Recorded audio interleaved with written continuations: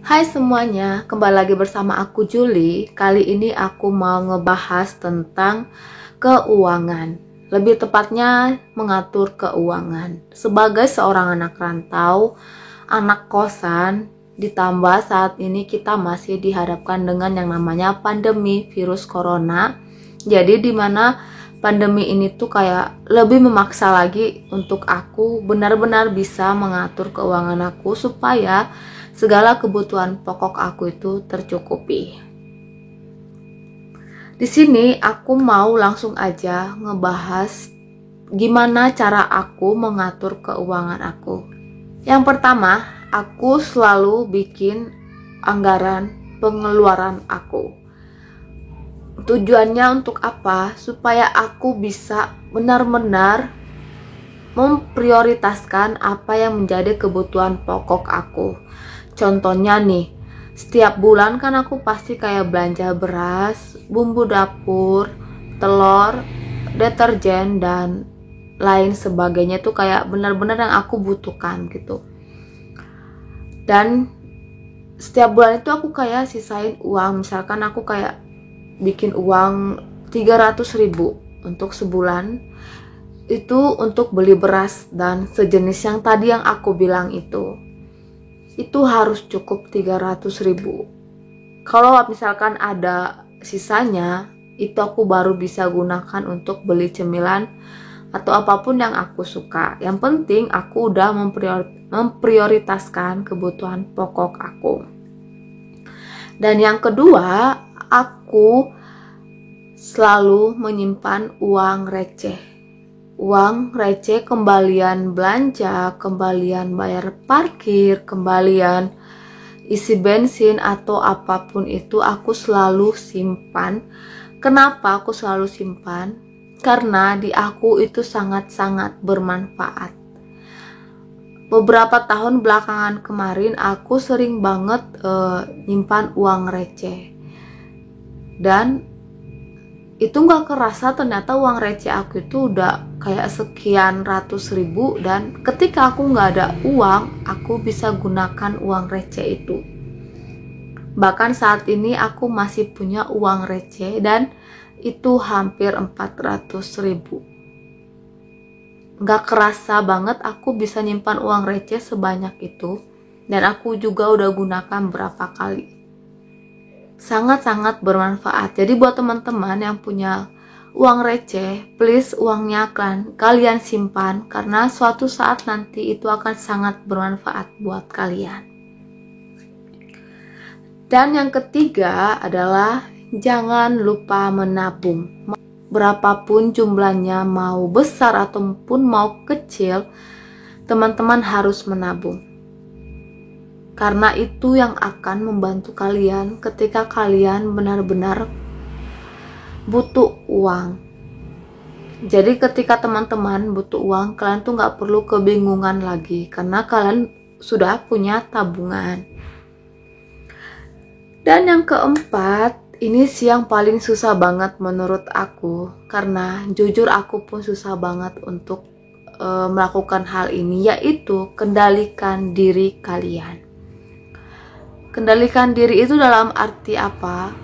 Kalian harus bisa mengendalikan diri kalian itu dari yang namanya belanja, dari yang namanya buang-buang duit untuk sesuatu hal yang gak jelas gitu. Dan yang pastinya teman-teman juga, please kalian harus kurang-kurangin melihat e-commerce. Apapun itu, kayak Shopee, Tokopedia, Blibli, dan sejenisnya. Please teman-teman kurangin untuk lihat e-commerce itu. Karena apa?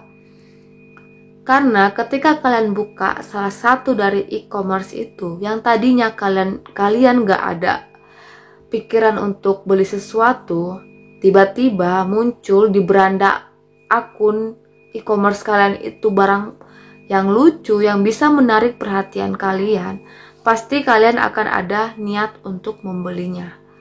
Dan kalian pasti akan mengeluarkan uang untuk membeli itu.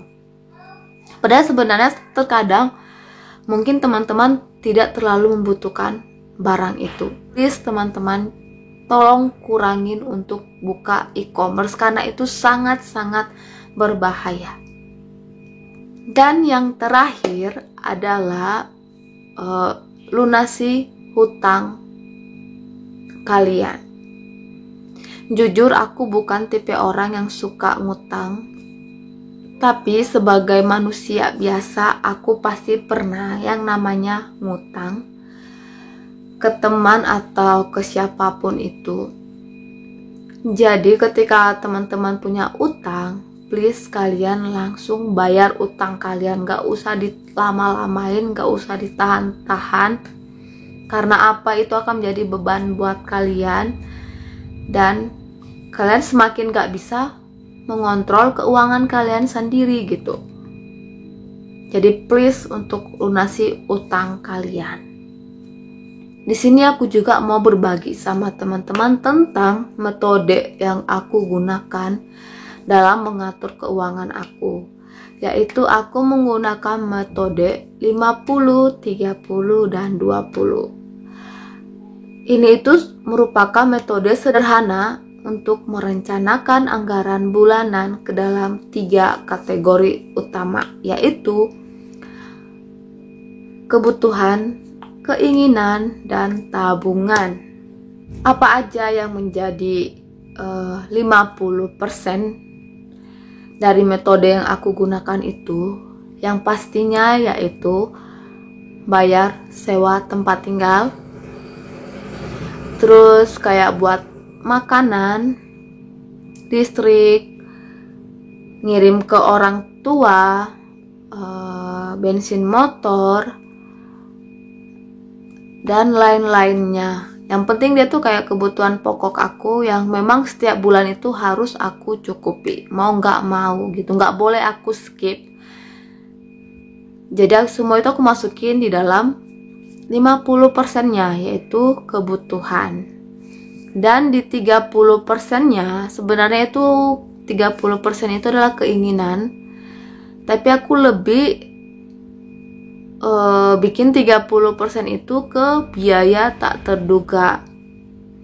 Contohnya apa aja? Biaya tak terduga itu kayak misalkan untuk berobat, untuk nongkrong sama teman, terus kayak aku suka ngasih sama keponakan aku, dan kalau misalkan aku pengen beli sesuatu, itu pasti aku masukin ke 30%. Karena apa? Karena aku nggak rutin gitu ngelakuin hal itu semua. Kayak misalkan berobat nih, aku jarang banget sakit. Bahkan dalam setahun aku nggak pernah sakit. Tahun kemarin aku baru sekali sakit, itu pun bulan 12 kemarin. Dan tahun ini sampai bulan sekarang, bulan 10, aku belum pernah sakit sama sekali dan aku nggak pernah berobat. Jadi otomatis uang yang berobat tadi tuh bisa tetap ada di tabungan aku yang memang aku khususkan untuk biaya tak terduga gitu. Dan yang terakhir 20%-nya itu adalah tabungan. Seperti yang aku jelaskan pertama sama teman-teman, yang tadi aku jelasin sama teman-teman, kalian harus menabung, yaitu aku masukin di 20% ini, yaitu tabungan.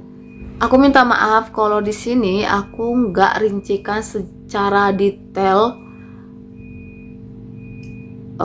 pengeluaran aku setiap bulannya. Aku nggak bikin secara rinciannya, karena di sini aku hanya ingin berbagi cara yang aku gunakan dan metode yang aku gunakan. Aku harap sih teman-teman bisa memulai untuk mengatur keuangan kalian dengan baik, karena itu akan sangat bermanfaat buat kalian di kemudian hari. Mungkin ini dulu yang bisa aku sampaikan buat teman-teman. Kalau misalkan teman-teman punya metode atau cara yang lebih ampuh dalam mengatur keuangan, teman-teman bisa komen di bawah supaya kita bisa sama-sama mahir dalam mengatur keuangan kita sendiri. Terima kasih udah nonton video ini, semoga bermanfaat.